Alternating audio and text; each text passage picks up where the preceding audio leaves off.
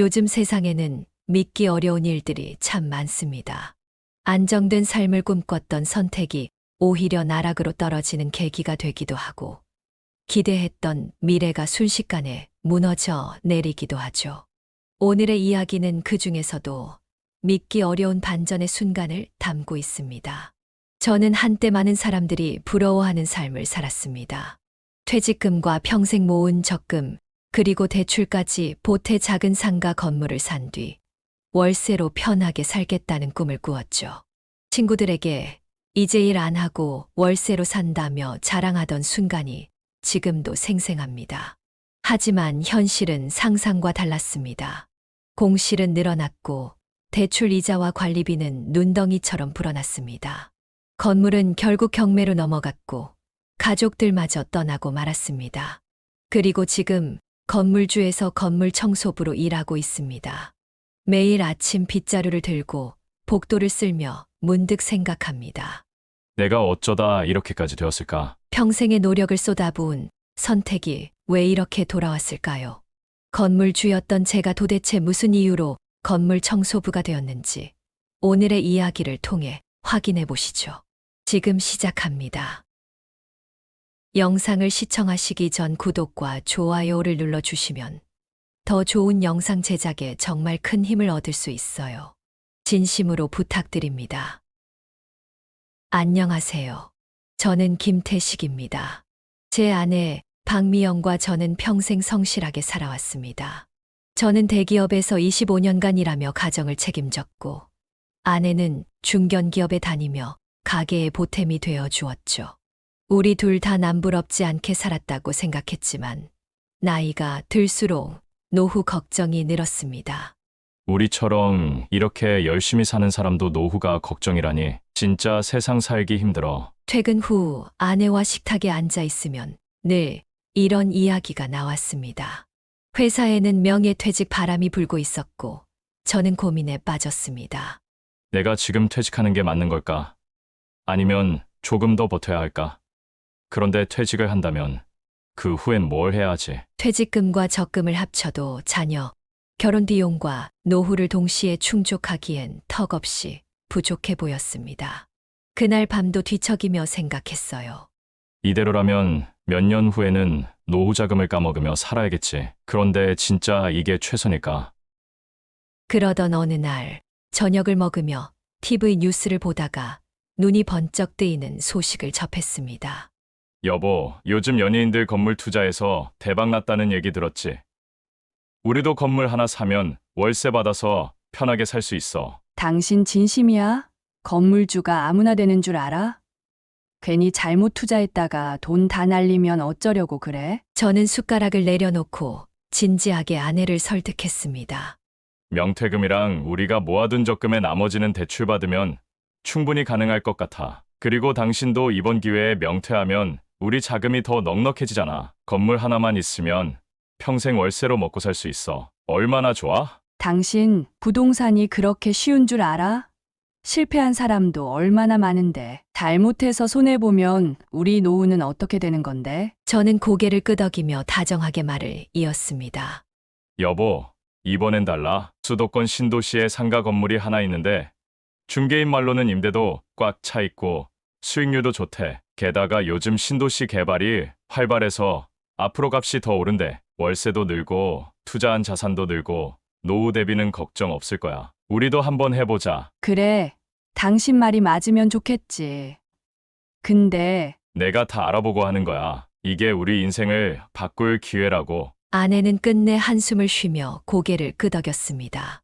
알았어. 당신 믿어볼게. 하지만 나는 너무 불안해. 근데 책임은 당신이 져야 해. 며칠 후 저는 아내와 함께 상가 건물을 보러 갔습니다. 중개인은 부드럽고 자신감 넘치는 목소리로 우리를 설득하기 시작했습니다. 김 사장님, 박 여사님, 반갑습니다. 여기 보시면 아시겠지만 이 건물은 임대가 꽉 차 있어서 안정적인 수익을 보장합니다. 세입자들도 신뢰도 높은 사업자들이라 걱정하실 게 없어요. 아내는 여전히 의구심을 거두지 못한 표정으로 질문을 던졌습니다. 근데 여기 근처가 그렇게 상권이 좋은 곳은 아닌 것 같은데요? 아유, 여사님, 여긴 지금 신도시 개발이 한창이에요. 앞으로 이쪽으로 사람들이 몰려들게 됩니다. 보세요. 저쪽 아파트 단지 공사 보이시죠? 입주가 시작되면 이 건물은 핵심 입지로 자리 잡을 겁니다. 이런 물건은 정말 금방 나가요. 두 분이 운이 아주 좋은 분들이시네요. 저는 중개인의 말에 고개를 끄덕이며 말을 보탰습니다. 그렇죠. 요즘 신도시는 확실히 수익률이 좋다고 들었어요. 그럼요.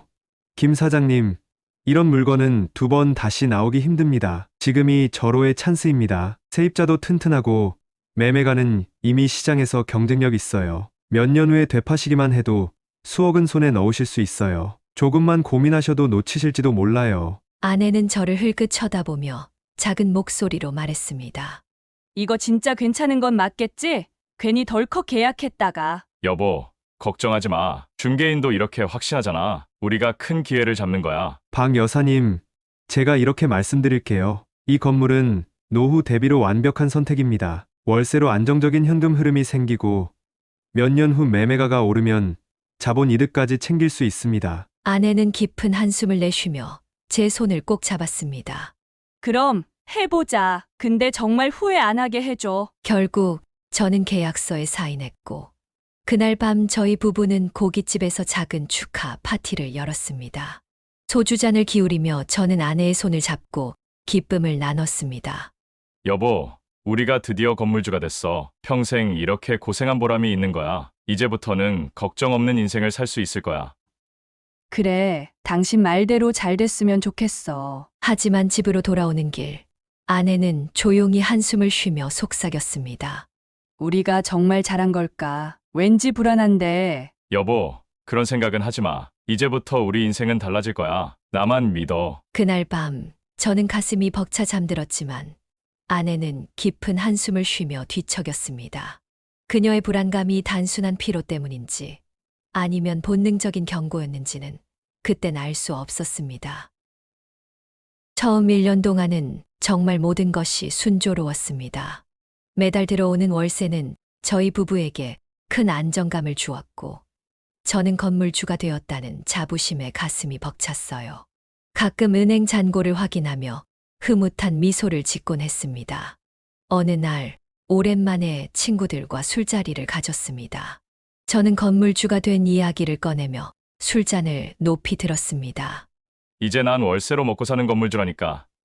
직장 생활할 때보다 훨씬 편해. 매달 돈이 꼬박꼬박 들어오니까 완전 여유롭다니까. 너 정말 건물 샀다고? 어떻게 그런 큰 결정을 했냐?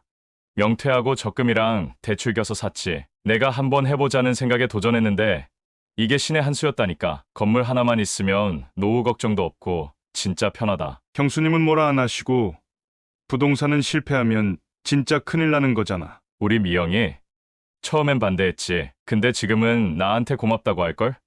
걱정 없이 살게 됐으니까 말이야. 그날 저는 술값을 모두 계산하고 기분 좋게 친구들을 배웅했습니다. 이제 내 인생은 성공가도를 달리는 거야. 내가 진짜 잘한 결정이야. 하지만 행복했던 시간은 오래 가지 않았습니다. 어느 날 건물 1층에 있던 카페 주인이 저를 찾아왔습니다. 사장님, 안녕하세요. 잠시 말씀 좀 드릴 게 있어서요. 네, 무슨 일이세요? 장사 잘 되고 있는 거죠? 그게 저희가 이번 달까지만 영업하고 나가야 할 것 같습니다. 네, 왜요? 혹시 장사가 안 되세요? 카페 주인은 어색하게 웃으며 말을 이어갔습니다. 사실은 처음 들어올 때 6개월은 월세를 내지 않아도 된다고 들어왔거든요. 그런데 이제 그 조건이 끝나니까 원래 월세로는 감당이 안 됩니다. 죄송합니다, 사장님. 6개월간 월세를 내지 않았다고요? 아니, 그런 얘기는 제가 전혀 못 들었는데. 저는 그 말을 듣고 머릿속이 하얘졌습니다. 중개인이 안정적인 건물이라고 장담했었는데 세입자들을 끌어들이기 위해 월세 할인 같은 파격적인 조건을 제시했던 것이었습니다. 카페가 떠난 후 문제는 연쇄적으로 이어졌습니다. 2층 네일숍 주인에게서도 연락이 왔습니다. 사장님, 저도 가게를 정리해야 할 것 같아요. 네, 잘 되던 네일숍을 왜요? 사실 처음엔 조건이 괜찮아서 들어왔는데 월세가 오르니까 부담이 너무 커졌어요. 이곳이 상권이 좋은 곳이 아니라 다른 데로 옮겨야 할 것 같습니다. 그 후에는 약속이라도 한 것처럼 3층 학원 원장도 찾아왔습니다. 사장님, 학부모들 반응이 좀 약해서요. 저희 학원이 여기서는 더 이상 유지하기 어려울 것 같습니다. 다른 지역으로 이전하려고요. 아니, 원장님도요? 여긴 그래도 학원이 적어서 괜찮을 줄 알았는데요. 요즘 신도시 쪽에 대형 학원이 생기고 있어서요. 부모님들이 그쪽으로 가시더라고요. 죄송합니다. 이렇게 제 건물은 점점 봉실로 채워졌습니다. 매달 들어오던 월세는 사라졌고 그 대신 대출 이자와 관리비, 재산세가 꼬박꼬박 빠져나가기 시작했습니다. 어느 날 밤 아내와 함께 통장 잔고를 확인하던 저는 머리를 감싸 쥐었습니다. 이게 뭐야? 돈은 계속 빠져나가는데 들어오는 게 없잖아. 당신, 이래서 내가 처음부터 조심하자고 했잖아. 그 중개인 말 너무 믿은 거 아니야? 그러게, 나도 이런 상황이 될 줄은 몰랐지. 그래도 중개인이 그때 그렇게 장담했잖아. 공실은 없다고 했고 세입자도 탄탄하다고 했는데. 그 장담을 어떻게 믿냐고. 이제 와서 그 중개인한테 뭐라 한들 뭐가 달라져? 아휴, 내가 왜 이렇게 됐는지 모르겠어. 저는 그날 밤 건물 앞에 홀로 서 있었습니다. 텅 빈 건물, 불 꺼진 상가를 바라보며 한숨을 내뱉었죠. 내가 잘못한 건가? 아니면 내가 너무 순진했던 걸까? 이렇게 제가 꿈꿨던 건물주의 삶은 균열이 가기 시작했습니다. 아내는 점점 악화되는 상황을 보며 참아왔던 불만을 터뜨리기 시작했습니다. 처음에는 조용히 혼자 끙끙대는 것 같더니 이제는 대화마다 날선 말투가 묻어나왔습니다. 부부 사이에는 묵직한 공기가 감돌았고 아내의 목소리에는 실망과 불안이 가득했습니다. 저녁 식사 후 아내는 설거지를 하다 말고 고무장갑을 벗더니 식탁에 털썩 앉았습니다. 그녀의 얼굴엔 지친 기색이 역력했습니다. 당신이 말한 건물 주면 편하다는 게 이런 거였어? 월세 받는 줄 알았더니 매달 관리비랑 세금만 빠져나가고 있잖아. 이러려고 내가 명퇴까지 했나 싶다니까. 그 말에 저는 얼떨떨한 표정으로 대꾸했습니다. 여보, 좀만 기다려봐. 곧 새로운 세입자가 들어올 거야. 지금 경기가 안 좋아서 그런 거지. 우리가 잘못 산 건물이 아니라고. 하지만 아내는 고개를 저으며 쓴웃음을 지었습니다. 잘못 산 건물이 아니라고? 그럼 왜 이렇게 엉망인 건데? 건물 살 때 임대 조건도 제대로 안 알아보고 덜컥 계약한 당신 잘못 아니야? 중개인 말만 철석같이 믿고 계약해버렸잖아. 그녀의 말이 따갑게 가슴에 꽂혔지만 저는 쉽게 인정하고 싶지 않았습니다. 나도 나름대로 알아보고 계약한 거야. 그땐 이런 상황이 될 줄 몰랐다고. 지금은 그냥 운이 안 좋을 뿐이야. 운! 당신은 아직도 이런 상황이 운 탓이라고 생각해?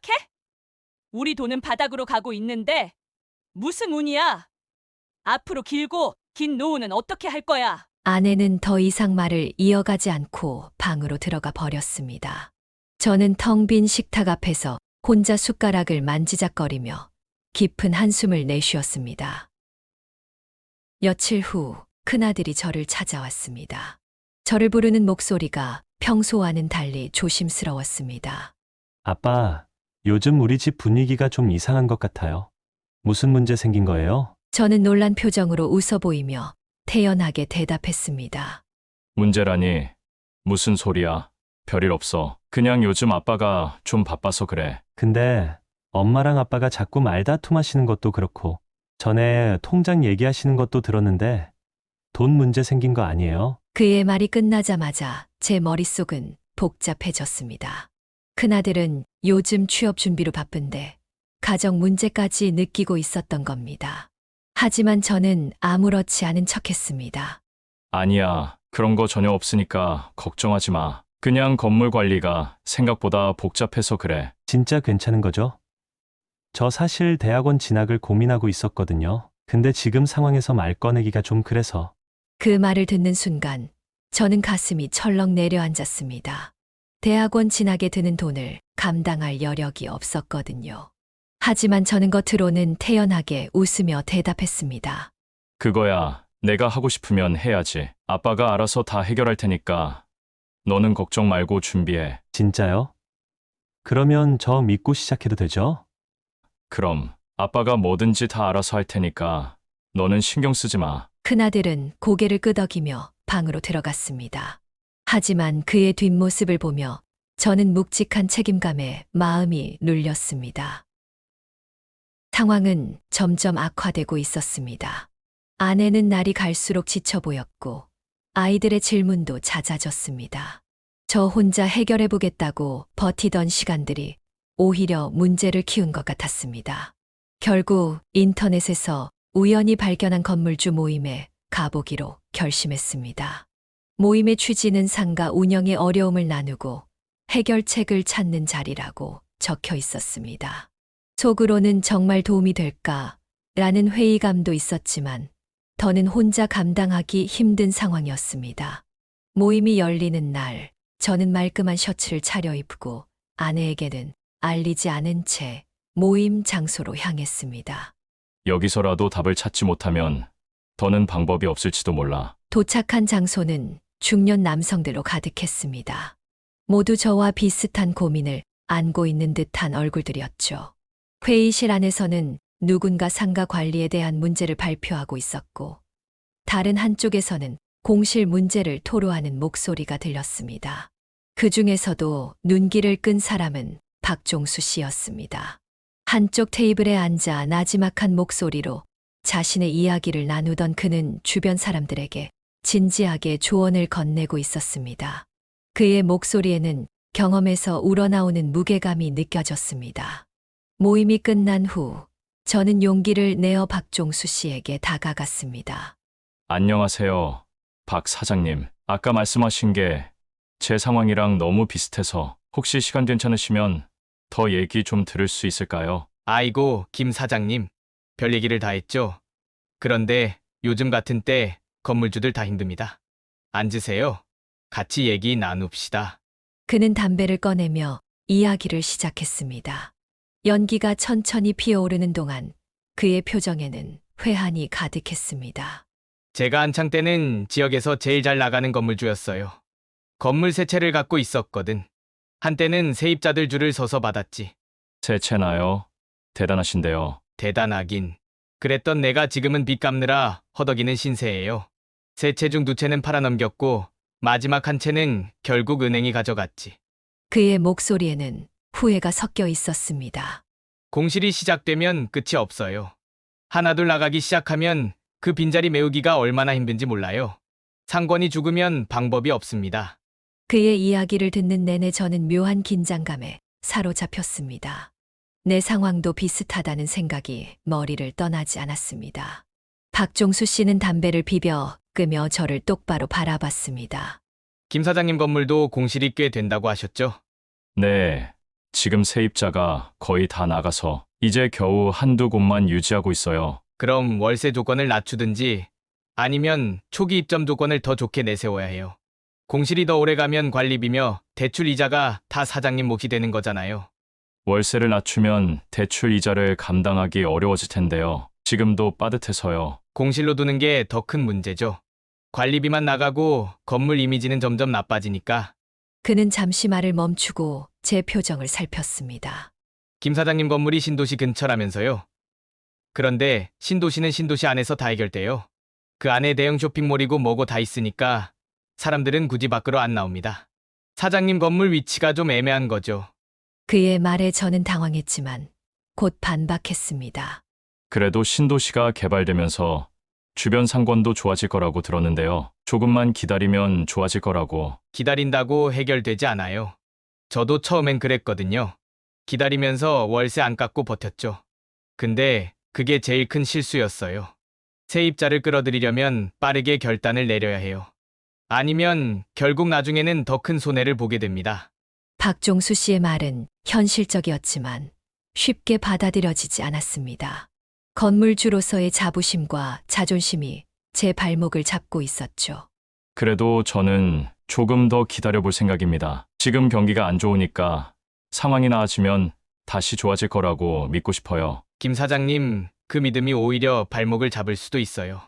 저도 처음엔 그렇게 믿었거든요. 근데 현실은 달라요. 지금 움직이지 않으면 늦습니다. 저는 고개를 끄덕이며 자리를 떠났지만 그의 말은 제 머릿속에 맴돌았습니다. 상황은 이미 최악에 가까웠습니다. 건물 공실 문제는 해결될 기미가 보이지 않았고 재정 상태는 끝을 향해 달리고 있었습니다.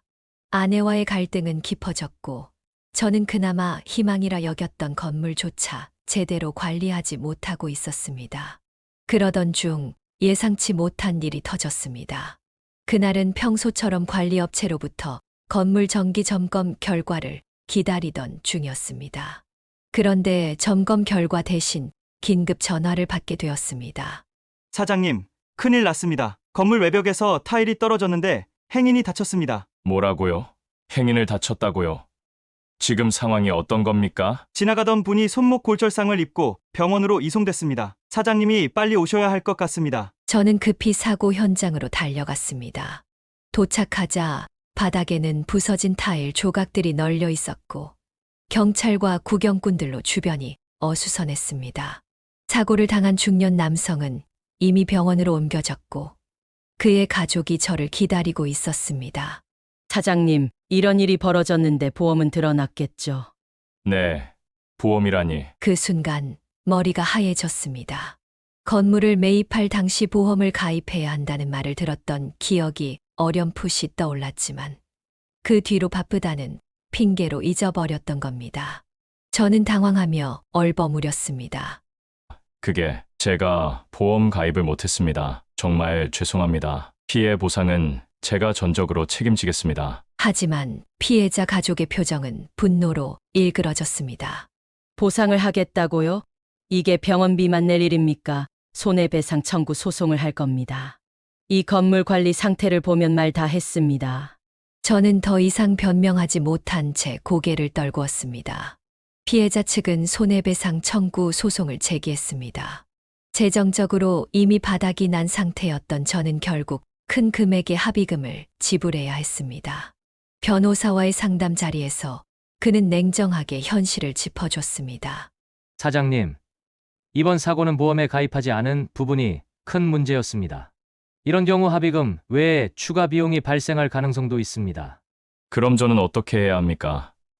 이러다 정말 모든 걸 잃게 되는 거 아닌가요? 현실적으로 지금 상황에서 가장 합리적인 방법은 건물 매각을 검토하는 겁니다. 더 이상 재정을 감당하기 어렵다면 다른 선택지가 없습니다. 그의 말이 합리적이라는 것을 알았지만 제 자존심은 그것을 받아들일 수 없었습니다. 건물을 팔면 모든 게 끝입니다. 그럼 정말 회복할 기회조차 없잖아요. 변호사는 더 이상 말하지 않았습니다. 그의 침묵이 오히려 현실을 더욱 무겁게 느끼게 만들었습니다. 집으로 돌아와 아내에게 사고와 합의금 문제를 털어놨습니다. 그러나 그녀의 반응은 차갑고 단호했습니다. 이번 사고 때문에 합의금을 내야 할 것 같아. 내가 어떻게든 해결해 볼 테니 조금만 기다려줘. 당신은 아직도 이 건물에 매달리고 있네. 이런 상황이 돼도 현실을 인정하지 않아? 건물을 팔면 정말 끝이야. 우리가 버티기만 하면 분명. 버티자고? 내가 얼마나 더 버텨야 하는데? 이건 이미 끝난 거야. 당신만 그걸 모르는 거라고. 그녀는 한숨을 쉬며 고개를 저었습니다. 나는 여기까지야. 더는 못해. 충분히 노력했다고 생각했어. 그런데 당신은 나한테 모든 걸 기대하면서 내가 얼마나 힘든지는 신경도 안 쓰잖아. 그날 밤 아내는 짐을 싸기 시작했습니다. 저는 당황한 나머지 그녀를 붙잡으려 했습니다. 정말 이러지 마. 우리 같이 노력하자고 했잖아. 내가 없으면 나 혼자 어떻게 버티겠어? 노력? 당신, 노력은 나만 하고 있었어. 내가 명퇴해서 돈 보탰고 당신 믿고 여기까지 왔는데 이젠 정말 지쳤어. 내가 잘못했어. 앞으로 더 잘할게. 우리 다시 시작할 수 있잖아. 당신, 그렇게 말한 게 이번이 처음이야? 뭘 더 믿어야 하는데? 이제는 당신이 바뀌지 않는 한 여기 남아있는 게 아무 의미가 없어. 아내는 가방을 들고 집을 나섰습니다. 나도 나 자신을 지켜야 하잖아. 당신 혼자 이 문제를 해결하길 바라. 그녀의 뒷모습이 사라진 뒤 저는 텅 빈 집에서 멍하니 서 있었습니다. 아내가 떠난 뒤 집은 텅 비었습니다. 저는 거실 한가운데에 앉아 매입 당시 찍었던 건물 사진을 꺼내보았습니다. 과거의 희망과 현재의 절망이 겹쳐지며 눈물이 났습니다. 그날 밤 저는 한숨도 잘 수 없었습니다. 모든 것을 잃은 지금 다시 시작할 힘조차 없는 기분이었습니다. 결국 건물이 경매로 넘어갔습니다. 대출 이자는 몇 달째 밀렸고 재산세와 공과금도 이미 연체된 지 오래였습니다. 은행에서 날아온 통지서를 들고 거실 소파에 앉아 한참 동안 움직이지 못했습니다. 텅 빈 머릿속에는 하나의 생각만 맴돌았습니다. 이게 다 끝난 건가? 정말로 끝난 건가? 며칠 뒤 집마저 처분해야 할 상황에 직면했습니다. 압류 경고가 날아오면서 더는 지체할 수 없다는 걸 깨달았습니다. 아이들에게 이 사실을 어떻게 말해야 할지 도저히 알 수 없었습니다. 며칠 전부터 아이들의 표정이 어딘가 불안해 보였습니다. 말을 붙이면 대답은 했지만 눈을 마주치지 않았고 대화는 짧게 끝났습니다. 그런 날들이 계속되던 어느 저녁, 큰아들이 저를 부르며 다가왔습니다. 아빠, 잠깐 얘기 좀 할 수 있을까요? 그래. 무슨 얘긴데? 큰아들은 한참을 망설이며 말을 꺼냈습니다. 저희 외갓집으로 가는 게 어떨까 싶어서요. 그 순간 그의 말이 무슨 뜻인지 이해하지 못한 채 멍하니 그를 바라봤습니다. 외갓집으로 간다고. 갑자기 그게 무슨 소리야? 아들은 머뭇거리며 고개를 숙였습니다. 아빠가 요즘 많이 힘드신 것 같아서요. 우리라도 외갓집에 있으면 아빠가 좀 나아지지 않을까 싶어서요. 옆에 있던 둘째 딸이 아들을 대신해 말을 이었습니다. 맞아요, 아빠. 엄마도 외가에 계시니까 저희가 거기 있으면 아빠도 마음이 좀 편하시지 않을까 싶어서요. 그 말에 저는 잠시 멍해졌습니다. 그들이 하는 말은 저를 걱정해서라는 걸 알았지만 결국은 이 집을 떠나고 싶다는 마음도 함께 담겨 있음을 느꼈습니다. 너희가 떠나면 나는 어떻게 하라고? 내 엄마도 떠났는데 이제 너희까지 떠나면 나는. 끝내 말을 잇지 못하자 딸은 울음을 삼키듯 낮은 목소리로 말을 이었습니다. 아빠, 저희도 여기 있는 게 마음이 편하지 않아요. 외가에 가면 엄마도 있고 아빠도 잠깐 혼자만의 시간을 가지시는 게 좋을 것 같아요. 그들의 목소리 속에는 걱정과 안타까움이 섞여 있었습니다. 너희가 이렇게 말해주는 건 고맙다만 난 너희가 떠나면 정말 혼자야. 아무도 없는 이 집에서 나 혼자. 큰아들은 그 말을 듣고 한숨을 내쉬며 고개를 저었습니다. 아빠, 우리 잠깐 외가에 있다가 다시 돌아올게요. 완전히 떠나는 건 아니니까 너무 걱정하지 마세요. 딸도 눈물을 참으며 말했습니다. 아빠, 우리가 연락 자주 할게요. 혼자 계셔도 외롭지 않게요. 아빠도 괜찮아지실 거라고 믿고 있을게요. 그들의 진심 어린 말에도 저는 답하지 못한 채 고개를 떨궜습니다. 며칠 후 건물이 경매를 넘어갔다는 최종 통지서가 도착했습니다. 저는 마지막으로 텅 빈 건물 앞에 섰습니다. 건물 입구에는 경매 진행이라는 붉은 글씨가 적힌 팻말이 서 있었습니다. 여기가 내 꿈이었던 곳인데 이제는 내 것이 아니구나. 건물 외벽을 천천히 쓰다듬으며 한때의 기억을 떠올렸습니다. 가족들과 함께 축배를 들던 날, 월세가 들어오던 순간의 안도감, 그리고 나름 건물주라는 자부심에 부풀어 있던 제 모습까지. 하지만 이제는 모든 것이 조롱처럼 느껴졌습니다. 경매 절차가 끝난 뒤 남은 돈으로 저는 작은 원룸을 구했습니다. 좁고 낡은 방이었지만 그곳이 제가 머물 수 있는 유일한 장소였습니다. 방 한가운데 앉아 창밖을 바라보며 스스로에게 질문했습니다. 내가 대체 뭘 잘못한 걸까? 욕심 때문이었나? 아니면 내가 너무 무지했던 걸까? 텅 빈 방에 울리는 제 목소리는 어떤 답도 주지 않았습니다. 하지만 시간이 지나면서 저는 묘한 평안을 느끼기 시작했습니다. 더는 매달 대출 이자와 세금 고지서에 쫓기지 않는다는 사실이 아이러니하게도 저를 위로했습니다. 그래도 이제는 빚도 없잖아. 다 잃었지만 더는 나를 괴롭히는 건 없어. 작은 단칸방 창문으로 햇살이 비쳤습니다. 초라하지만 그 햇살은 마치 새로운 시작을 암시하는 듯 느껴졌습니다. 이제 어떻게 살아야 할까? 아무것도 없으니까 뭐든 다시 시작할 수 있겠지. 텅 빈 방에서 시작되는 삶은 두렵고 막막했지만 저는 그곳에서 조용히 새로운 날을 준비하고 있었습니다. 생계를 이어가기 위해 저는 지역 상가에서 청소부로 일하기 시작했습니다. 복도와 계단을 쓸고 닦으며 하루를 보냈고, 하루를 마치고 돌아오면 온몸이 녹초가 되었지만 이상하게도 마음만은 가벼워졌습니다. 이제는 대출 이자도 공실 걱정도 하지 않아도 되니까 그냥 이대로 하루하루 버티는 게 나쁘진 않네. 단순한 일이었지만 정직하게 하루를 사는 기분은 생각보다 나쁘지 않았습니다. 어느 날 쓰레기를 버리러 나갔다가 낯익은 얼굴과 마주쳤습니다. 과거 제 건물 3층에서 학원을 운영했던 윤 원장이었습니다. 김 사장님 아니세요? 저는 갑작스러운 인사에 깜짝 놀랐지만 이내 어색한 미소를 지으며 대답했습니다. 윤 원장님, 오랜만이네요. 윤 원장은 저를 보며 반가운 얼굴로 다가왔습니다. 사장님, 여기서 무슨 일을 하고 계세요? 요즘 어떻게 지내시나 궁금했는데. 저는 빗자루를 손에 든 채 머쓱하게 웃었습니다. 이제는 청소부로 일하고 있어요. 건물주는 못해도 건물을 깨끗이 할 순 있잖아요. 제가 농담처럼 던진 말에 윤 원장의 얼굴에 미묘한 안타까움이 떠올랐습니다. 김 사장님 많이 힘드셨겠네요. 예전에 학원 나갈 때도 사장님이 정말 애쓰시는 게 느껴졌었거든요. 저도 어쩔 수 없어서 나갔지만 죄송했어요. 그런데 이런 얘기 꺼내도 될지 모르겠지만 지금 괜찮으신 거죠? 괜찮아요. 그때는 많이 힘들었지만 이제는 이렇게 사는 게 마음 편하더라고요. 단순히 하루하루 살아가는 게 생각보다 괜찮아요. 윤 원장은 잠시 말을 고르더니 조심스럽게 말을 꺼냈습니다. 사장님, 그런데 제가 하나 여쭤봐도 될까요? 그때 대기업에서 기업교육 관련 일을 했다고 하셨잖아요? 저는 그 말에 잠시 멈칫했습니다. 맞아요. 예전에 대기업에서 오래 일했죠. 직원 교육 프로그램도 만들고 업무 프로세스 효율화 같은 걸 많이 했었어요. 그런데 지금은 그런 건 다 옛날 얘기죠. 윤 원장의 눈빛이 반짝이는 걸 보며 저는 이상한 기분이 들었습니다. 그럼 사장님, 제가 지금 준비하고 있는 일에 도움 좀 주실 수 있을까요?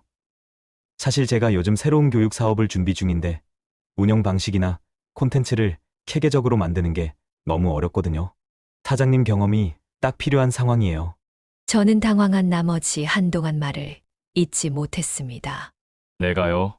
윤 원장님, 나는 지금 청소부예요. 대기업에서 하던 일이랑은 전혀 상관없는 사람이 됐어요. 과거 경력이 무슨 도움이 되겠어요? 윤 원장은 고개를 저으며 단호하게 말했습니다. 아니에요. 그게 도움이 될 거예요. 학원 운영할 때부터 느꼈지만 제가 항상 부족했던 게 체계적인 시스템이에요. 사장님이 예전에 직원 교육 프로그램을 기획하셨다고 했잖아요. 그 경험이면 제가 하고자 하는 일에 큰 힘이 될 거예요. 그의 말이 저를 머뭇거리게 했습니다. 한때 자부심을 느끼며 일했던 제 과거가 떠올랐지만 지금의 제가 그런 일을 할 수 있을지 자신이 없었습니다. 글쎄요. 나는 지금 그냥 하루 벌어 하루 사는 사람인데 윤 원장님 같은 분 사업에 내가 무슨 도움이 되겠어요? 윤 원장은 고개를 끄덕이며 웃었습니다. 사장님, 하루 벌어 하루 산다고 하셨죠? 그런데 그 하루를 가장 잘 만드는 법을 아는 사람이 바로 사장님 같아요. 저는 지금 그게 필요해요. 그러니까 우리 같이 해봐요. 그의 진심 어린 제안에 저는 고개를 끄덕였습니다.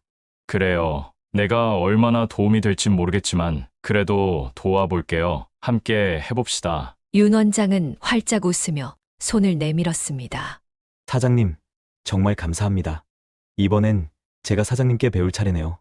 그날 이후 저는 윤 원장과 함께 새로운 프로젝트를 준비하기 시작했습니다.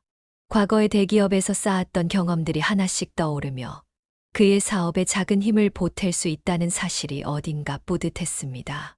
청소부로 시작했던 제 삶이 뜻밖의 만남을 통해 다시 한번 새로운 전환점을 맞이하고 있었습니다.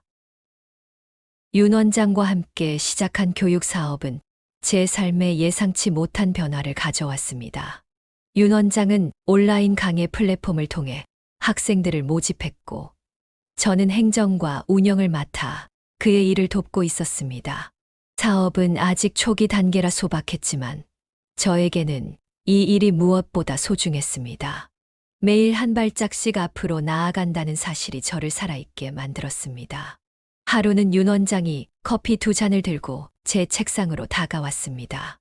사장님, 잠깐 쉬면서 커피 한 잔 하시죠. 요즘 어떠세요? 일은 좀 할만하세요?